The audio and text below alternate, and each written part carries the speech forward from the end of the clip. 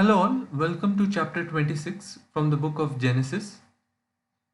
In this chapter, we see famine strikes and Isaac went to Abimelech, king of the Philistines in the land of Gerar.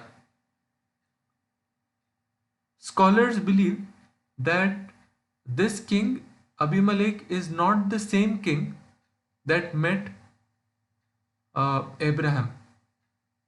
This is because it is approximately more than 90 years from the time Abraham had first met King Abimelech. So we infer that Abimelech is more or less a title given to the king of the Philistines, similar to that of Pharaoh in the kingdom of Egypt. Coming back to this chapter, God instructs Isaac not to go to Egypt and stay where he was for a while. God also promises Isaac that he will make him a great nation. We then see Isaac lies to Abimelech, saying that Rebekah is his sister. One day, Abimelech sees out of his window and finds Isaac caressing Rebekah. He confronts Isaac about this lie. Isaac says his wife was beautiful, and to save his life, he said this lie. Abimelech then takes out a decree that no harm should come upon Rebekah and Isaac. Later in this chapter, we see the same year Isaac plants crops.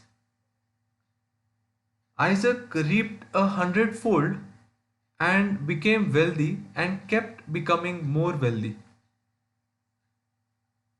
He had too many flocks and herds, and people became envious. Abimelech asks Isaac to leave.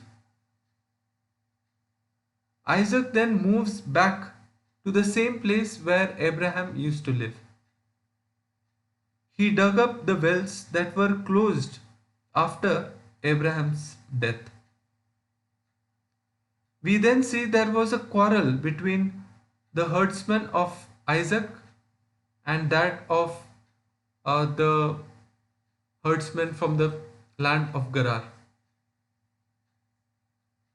Similar to that of the incident that we saw in Abraham's case, again here Abimelech, Ahuzat, his personal advisor, and Phicol, the commander of Abimelech, visit Isaac and have a peace treaty. A new well is dug and God blesses it with water. Isaac calls the well Beersheba, which means well of oath.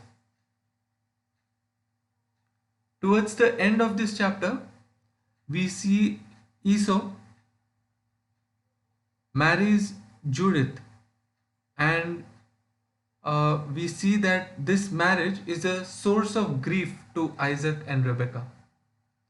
Esau is the eldest son of Isaac, and we see Isaac is grieved by this relationship because Judith is a Hittite, she's a Canaanite, and Esau has done something that is rebellious because the Canaanites were people who believed in false gods. Hope you have enjoyed the video. Until next time, may God bless us all. Bye bye.